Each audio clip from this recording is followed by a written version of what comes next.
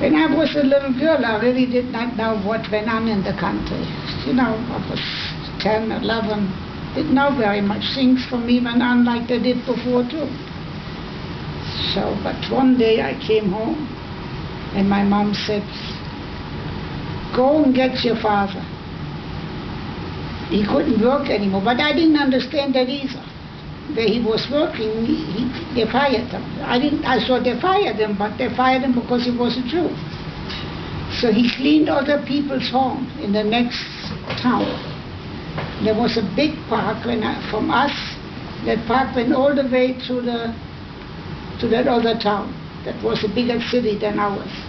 So my mother said, go to the park and tell your father to come home the same way because they're picking up all the men. I didn't know where they're picking them up. Didn't understand it. So I went running, you know, like a child does, and I found my father. He was just ready to go home the way that he always goes. And I said, Mom said, you cannot go this way. You have to go to the park. They're picking up all the men in town. So we came home, and that was the end of it. Nobody talked about it.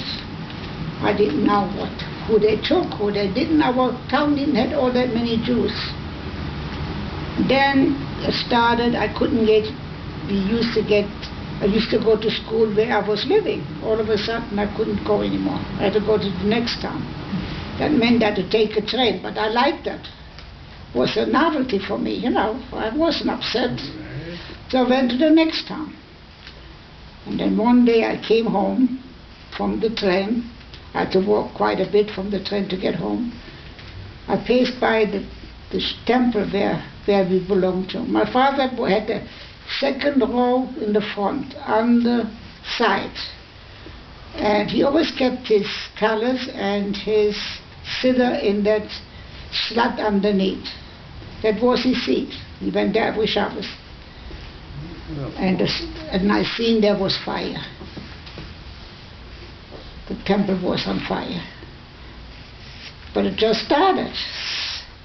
So I ran in like a little girl does, and I took my father's tallis. And I don't remember if I took the siddur too. This I don't remember, but I know the tallis I took out because Uncle Philip has the tallis.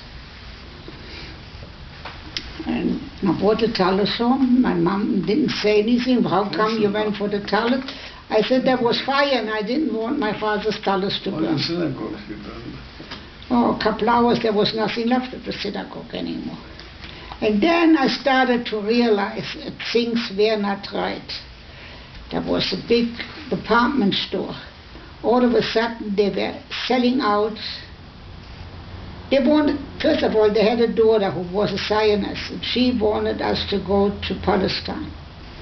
We didn't hear from Palestine, we didn't know anything from Palestine. And my father said, he's not going to go to Palestine, he's not a farmer, how is he going to support his family? At that time he was still making a living, not the best, but he made a living. So then they didn't sell the store, they closed the store up, but before they closed up, they had a sellout. But they couldn't get, only Jewish people could work for them. I was a little girl, how could I have been, 12 years? They asked me if I want to come in, and they put me under umbrellas where they sold them. Never in my life will I forget. And they said, the more of the better ones you sell, the more money you make. So I didn't shout the cheap umbrellas. I only shouted and I made some money. I don't remember anymore how much. I went home, I was very proud. I didn't know really why they were selling, why they were closing the store, but they all left the town. Then I had a friend next door living.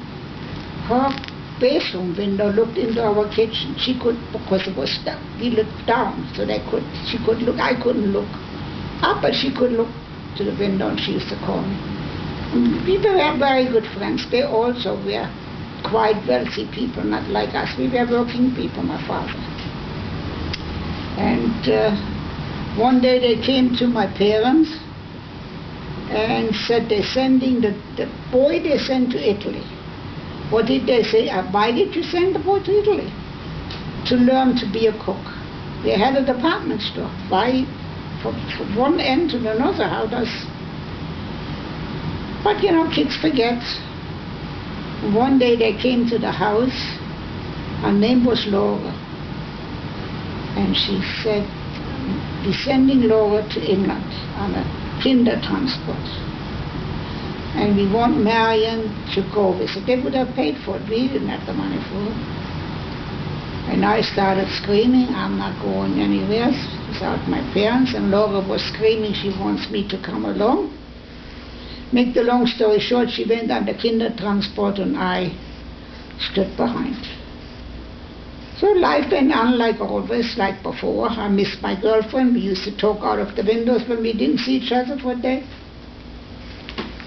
And one day, it must have been quite a few months after, 3 SS people, we heard that they're picking up all the men again. And my father used to play with old men. I mean, for me, that time, he was old, I would say, must have been in the 70s.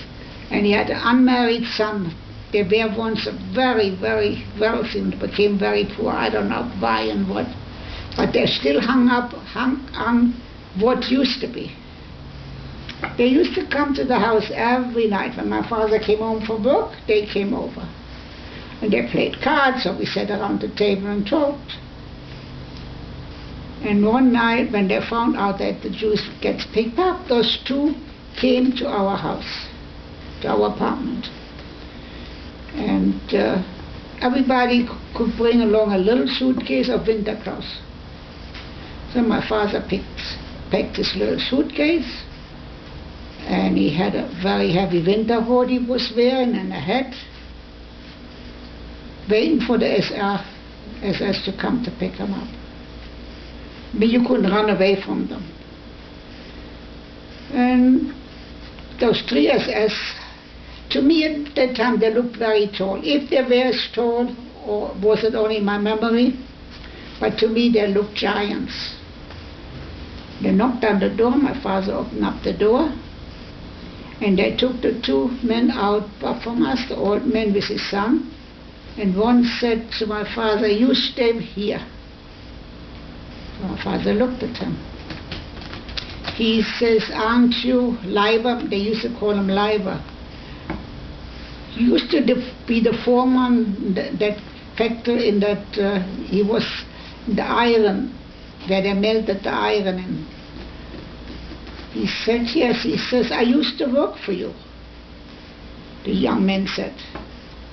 My father didn't remember.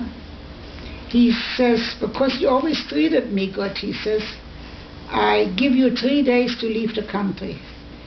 No more. He says, after 3 days, I can't help you anymore. Whatever happens after 3 years, 3 days, if you're not out of the country, then I can't do anything. That they take the whole family away and you never see them again. So my father, the same night, he was Russian, he had Russian passport. He never changed his passport.